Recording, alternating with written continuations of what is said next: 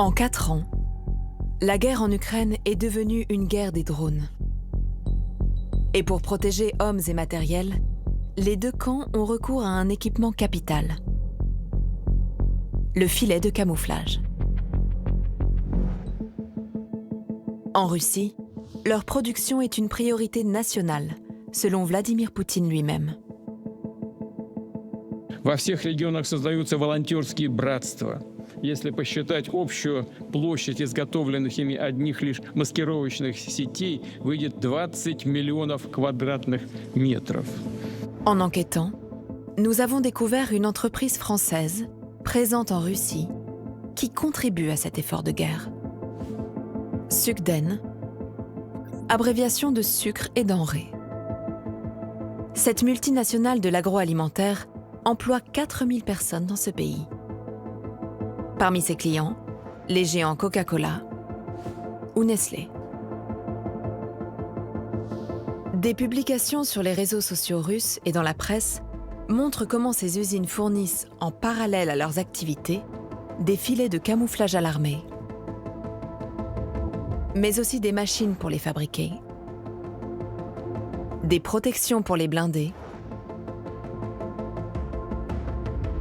et des véhicules pour le front.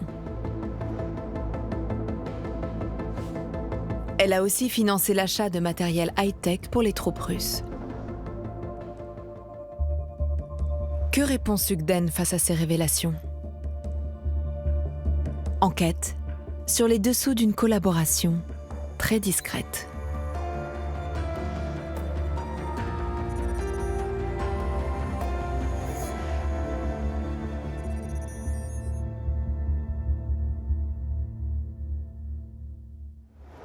En Russie, la guerre contre l'Ukraine, c'est l'affaire de tous, à commencer par les entreprises. Cette union sacrée, on la voit notamment dans la région de Lipetsk, très engagée dans le soutien à la guerre. Vladimir Serikov, le président du conseil régional, a lancé le programme « Les industriels de Lipetsk pour la victoire ». Il a réuni 34 sociétés de tout secteur qui ont déjà fabriqué plus de 62 000 articles pour le front. Parmi ceux-ci, des crochets de déminage, des chargeurs pour Kalachnikov et des machines à fabriquer des filets de camouflage. Elles servent à découper des bandes de tissu qui sont ensuite attachées sur un filet. Des entreprises qui contribuent à la guerre et qui ne sont pas toutes russes, d'après cet article. Les entreprises étrangères implantées dans la région de Lipetsk apportent leur soutien à l'opération militaire spéciale. Un sujet sensible, d'après Vladimir Serikov lui-même. Plusieurs entreprises apportent leur aide, et je travaille personnellement avec elles. Mais ce n'est pas le moment de les nommer, afin d'éviter des problèmes avec leur maison mère. En effet, aider l'armée russe, ce n'est pas très bon pour l'image. Alors, quelles sont ces entreprises? Sur VK, le Facebook russe, nous trouvons une bénévole qui confectionne des filets. Nous la contactons en nous faisant passer pour une association d'aide aux soldats russes. Bonjour, nous fabriquons des filets depuis longtemps. Pourriez-vous nous indiquer où et auprès de qui nous pourrions nous procurer une machine afin de faciliter le travail de nos volontaires? Bonjour. Oui, nous avons une machine pour découper le tissu. Elle a été fabriquée par des gars d'une usine sucrière. Les gars travaillent à la sucrerie et en parallèle, ils aident autant qu'ils peuvent tous ceux qui soutiennent les combattants de l'opération militaire spéciale. Ce sont nos gars des Yelets. Cette usine s'appelle Agrasnapsahar. Il s'agit d'une des 4 usines de sucre appartenant à Sukden en Russie. Sur Telegram, nous trouvons un autre collectif de bénévoles. Ensemble vers la victoire. Une femme remercie l'usine Sukden pour une machine à fabriquer des filets. La machine est presque prête. Merci à Agrasnapsahar. Et dans une autre publication, un grand merci à la société Agrasnapsahar pour son soutien aux soldats participant à l'opération militaire spéciale. Ce soutien d'une usine Sugden à l'armée russe est-il un cas isolé? Le groupe français est très présent en Russie, où il cultive du blé, du tournesol, du maïs, mais produit surtout du sucre. Il dispose de 15 entités sur tout le territoire. Usines, exploitations agricoles, bureaux. Selon le rapport de gestion 2024, Sugden détient presque 100% du capital de chacune de ces structures. En poursuivant l'enquête, nous faisons d'autres découvertes. Dans la ville de Kamenka se trouve Atmis Sahar, une autre usine sucrière de Sugden. Sur le réseau social VK, nous découvrons ce groupe nommé Kamenka ne lâche pas les siens. Ce réseau de bénévoles organise des collectes de produits pour les soldats russes. Au détour d'une publication, le nom d'Atmis Sahar, l'usine de Sugden, apparaît. Nous avons demandé à de nombreuses entreprises et entrepreneurs de fabriquer rapidement des poêles à bois, et comme toujours, la société DRSU et la société Atmis Sahar nous ont aidés. Un ouvrier a même immortalisé la fabrication de ces poêles à bois à l'intérieur des bâtiments et à l'extérieur. Nous géolocalisons ces photos à partir d'une image satellite de l'usine Sugden. On y reconnaît bien la tour, la structure métallique et un bâtiment au premier plan. Les poêles à bois y ont bien été fabriqués. Mais ce n'est pas tout. Nous trouvons une autre publication du même collectif de bénévoles qui mentionne cette usine. Grâce à la direction, un atelier de fabrication de filets de camouflage a été ouvert. Aujourd'hui, nous avons reçu 19 filets prêts à l'emploi de l'atelier de la société Atmis Sahar. L'usine Sugden fabriquerait donc des filets de camouflage en nombre pour l'armée russe. Et c'est le cas d'autres entités de Sugden, comme l'exploitation agricole de Yelets.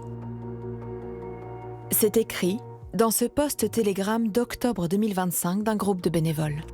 Aujourd'hui, nous avons reçu 2 rouleaux de filets pour un poids total de 99 kg. Merci au directeur de l'agrofirme Yelets pour son aide dans l'acquisition des filets.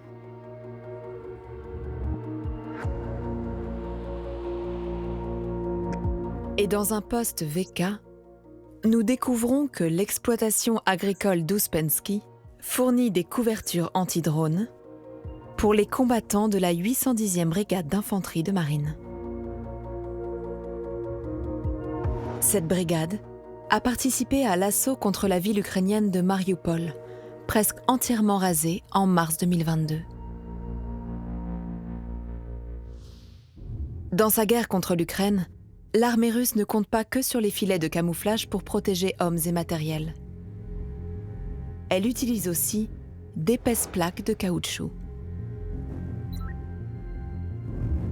Elles proviennent des bandes transporteuses que l'on trouve dans les convoyeurs industriels.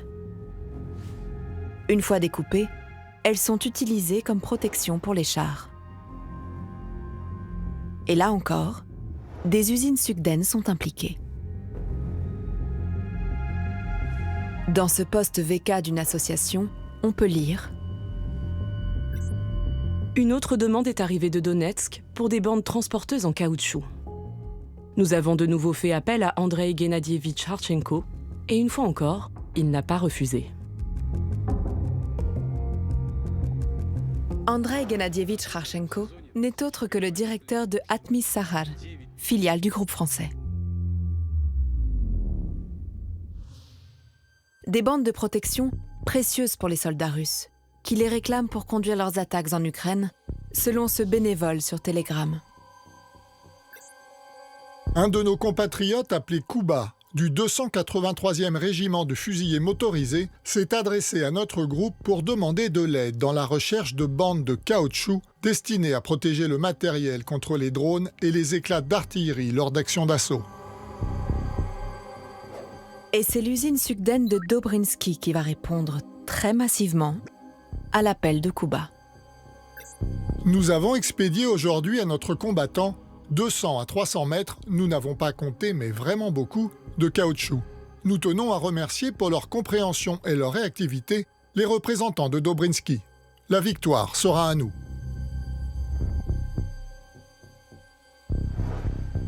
Quelques mois plus tard, ce même régiment participera à la prise du village ukrainien de Red-Kodoub, dans le Donbass.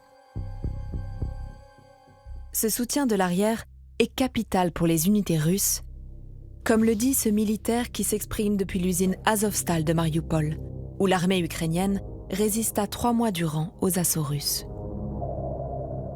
Хочется в преддверии 23 февраля поздравить всех мужчин, волонтеров, тружеников тыла, тех, кто оказывает постоянную поддержку, наши меценаты.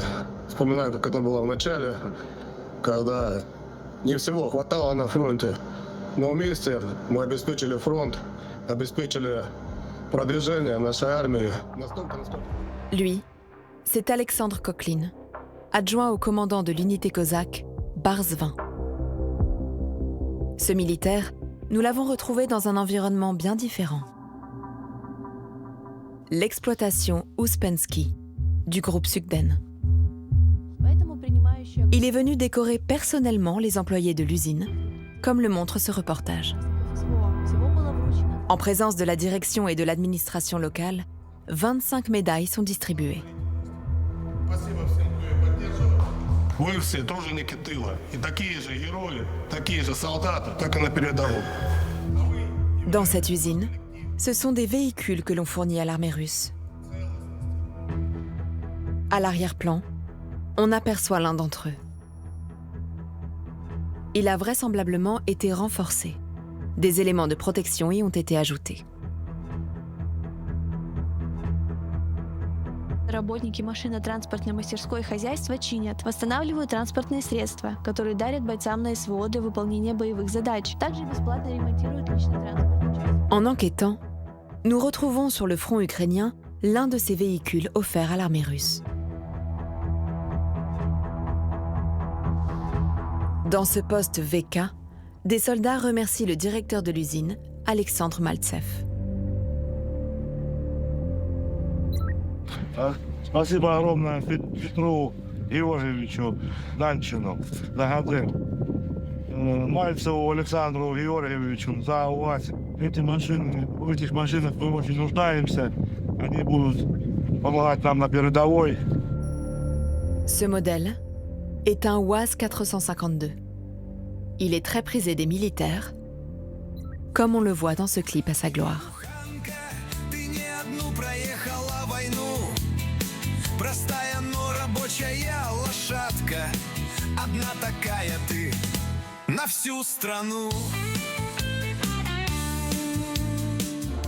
Ici, on voit l'un de ces fourgons pourchassé par un drone ukrainien. Pendant la course-poursuite, un soldat sur sa civière est éjecté du véhicule. Sur le toit, on distingue un filet de camouflage, comme ceux fabriqués par les usines de Sugden. Malgré ces tentatives désespérées, ce fourgon n'échappera pas au drone.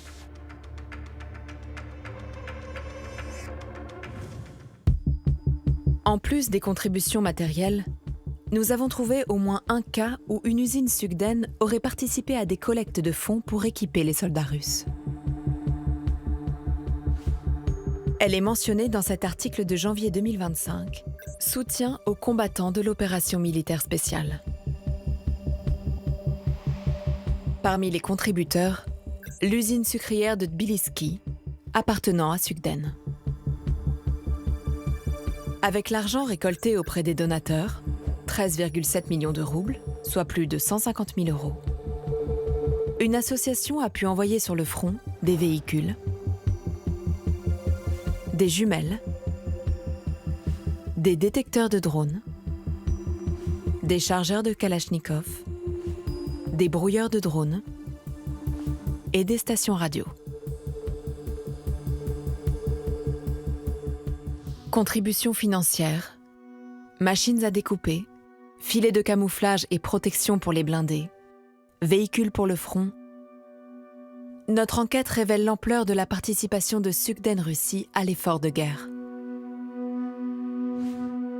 Des actes qui contredisent les engagements affichés par le groupe français dans son rapport de responsabilité 2024.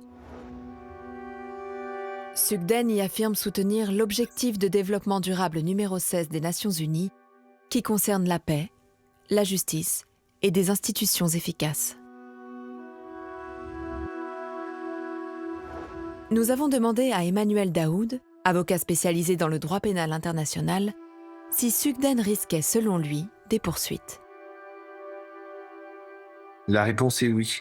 C'est en contravention avec les règlements européens ce qu'on appelle les règlements de sanctions. C'est en contravention sur les qualifications pénales de crimes de guerre et crimes contre l'humanité parce que l'on sait que l'armée russe commet ces crimes en Ukraine. C'est en contravention avec le droit pénal français. Nous soumettons les résultats de notre enquête au groupe Sugden, basé à Paris. L'entreprise affirme tout découvrir. Les faits allégués, issus de publications locales ou de réseaux sociaux, sont totalement inconnus du siège du groupe Sugden. Si ces faits allégués étaient avérés, ils seraient absolument contraires aux pratiques et règles applicables au sein de notre groupe et aux engagements qu'il a pris, notamment celui de se conformer à l'objectif de développement durable numéro 16 adopté par les Nations Unies. En aucun cas, nos filiales n'ont vocation à abriter des activités sans rapport avec leur objet social.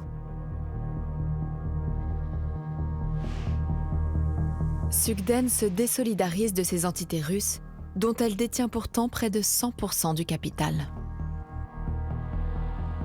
Et il y a une chose que l'entreprise ne peut ignorer, le montant des impôts payés par Sugden en Russie. À travers eux, le groupe français contribue au budget du pays, dont 40% va aux dépenses militaires et de sécurité. Sur ce site gouvernemental, nous avons retrouvé le montant des impôts payés par Sugden depuis le début de l'invasion de l'Ukraine en 2022. Au total, en 3 ans, les 15 entités russes ont versé plus de 67 millions d'euros d'impôts. Sur ce point, Sugden répond.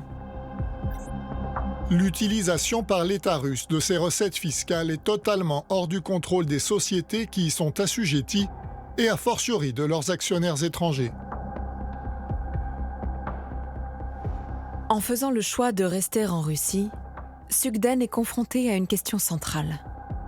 Jusqu'où va la responsabilité d'une entreprise face à la guerre ? Depuis l'attaque contre l'Ukraine en 2022, sur 1600 entreprises étrangères, plus de 1000 d'entre elles ont fait le choix de cesser leurs activités en Russie, d'après l'université américaine de Yale. Échappant ainsi au risque de contribuer, volontairement ou non, à la guerre de Vladimir Poutine.